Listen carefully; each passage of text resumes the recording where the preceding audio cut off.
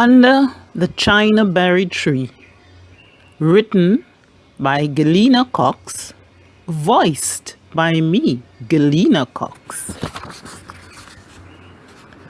Magi magician was well known in the village of Chinaberry. Her quaint and lovely little house was under a large spreading Chinaberry tree, where birds sang and flowers opened to sunlight and cloud smiles. This Chinaberry tree gave her good shade, and when the fruits fell from the tree, they pebbled the yard in a beautiful yellow way.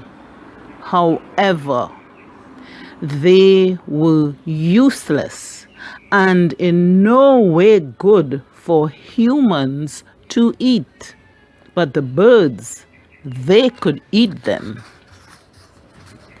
Magi, in sunshine or rain, morning, noon, or night, was heard by village neighbors chanting strange words.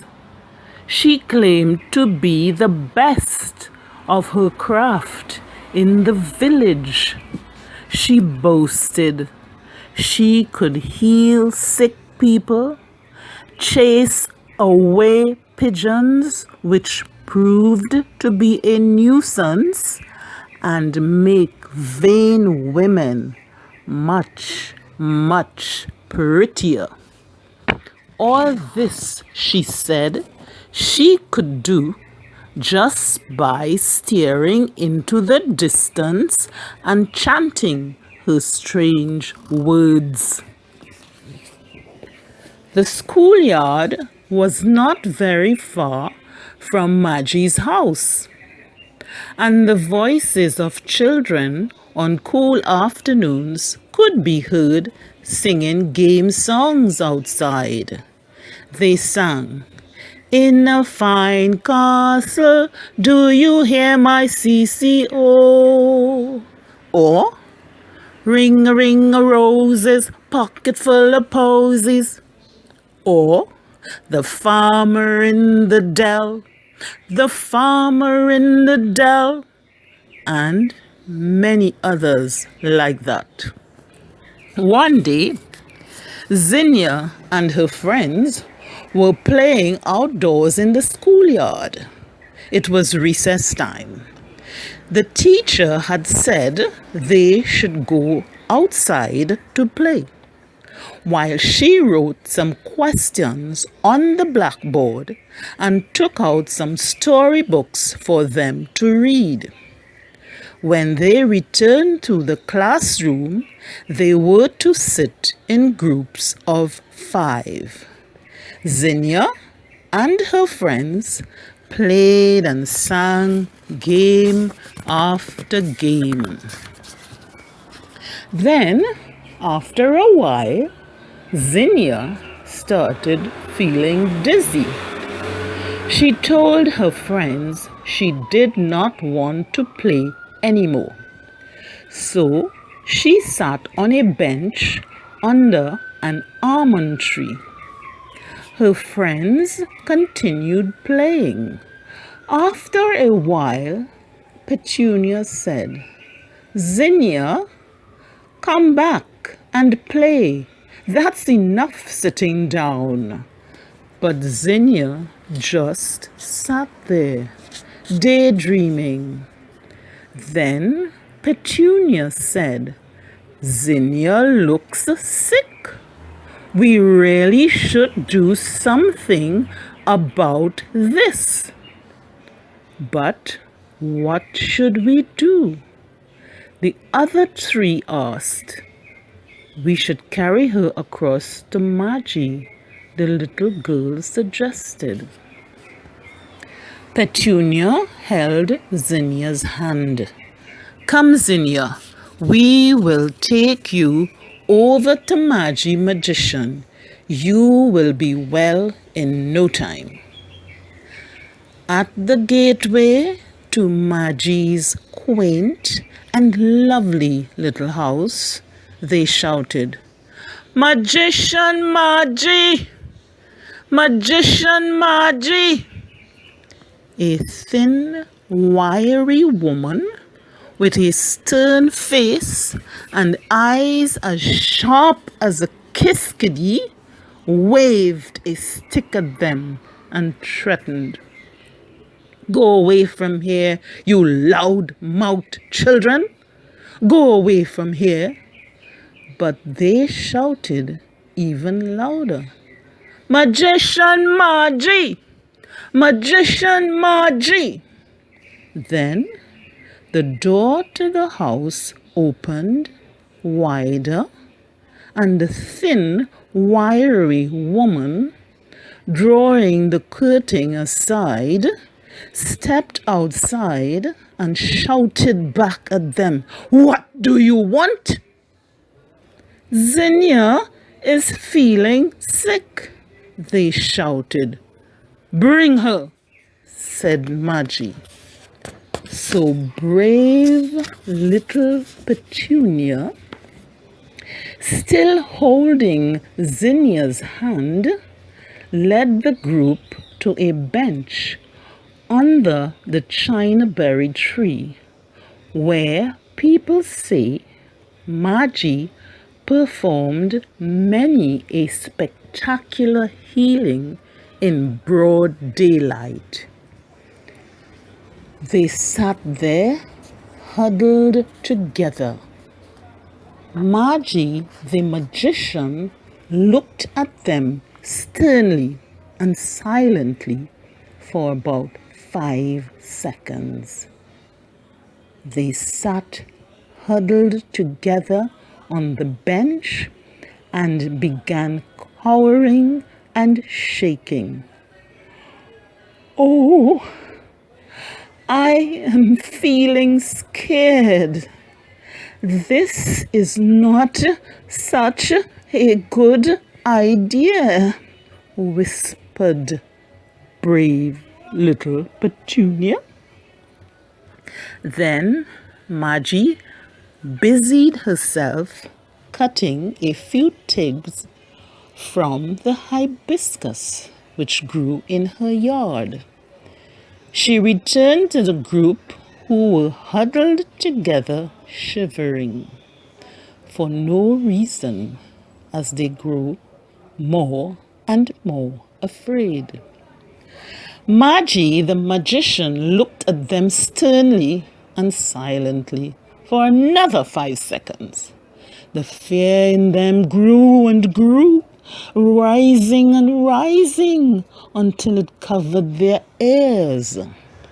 They felt as though they could hear nothing, yet they could see everything.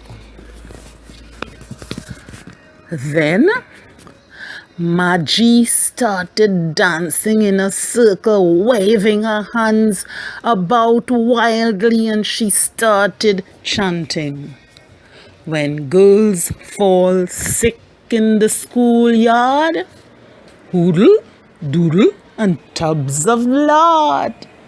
Go tell teacher, go tell mama, drums be beating for bedtime pajama." The group, seated on the bench, shivered and shook. All they could think about was getting out of Magi's yard and getting back to school, for suddenly Zinnia realized she was in no way feeling sick. She just wanted to get away from those kiskity sharp eyes. Just then, Ginger, Magi's dog, who would sometimes run off to play with her dog friends in the neighborhood, returned with her usual greeting to Magi. "Aff, aff, aff, aff, aff, bow, wow, wow, wow, wow, wow, aff, aff, aff, aff." Hearing the dog, all 5 of them somehow suddenly got enough energy to scamper away, running as fast as their legs would take them out of Magi's yard and back to the schoolyard. Then Magi smiled. She gave Ginger a few dog biscuits and patted her. "Good dog," she said. Meanwhile, back at school, Petunia, Zinnia, and the 3 others sat in the classroom together. Miss Marigold asked for a show of hands from the group interested in the story of Hansel and Gretel. One little girl from Zinnia's group shot up her hand. "Quick, quick." "Okay," said Miss Marigold. "This group will get the story of Hansel and Gretel." Then she asked for a show of hands from the group interested in getting another book and another book. Now all the books were taken. 3 groups of 5 sat together in little circles with the book they had asked for, ears intent on hearing their choice stories read. Zinnia's group listened attentively, passing the book one to the other, turning pages, looking at the colorful pictures as Miss Marigold read aloud so everyone could hear. They closed the book when Miss Marigold was finished narrating their story, and giggling, whispered together, "They all lived happily ever after." That evening, when all 5 girls walked home together, chaperoned by the big brother of the littlest girl in the group of friends, they stopped at Zinnia's house first. Zinnia's mother waved to them. "Bye-bye, take care, girls, get home safely, and no running or jumping on the pavement." Honk of car horns sound.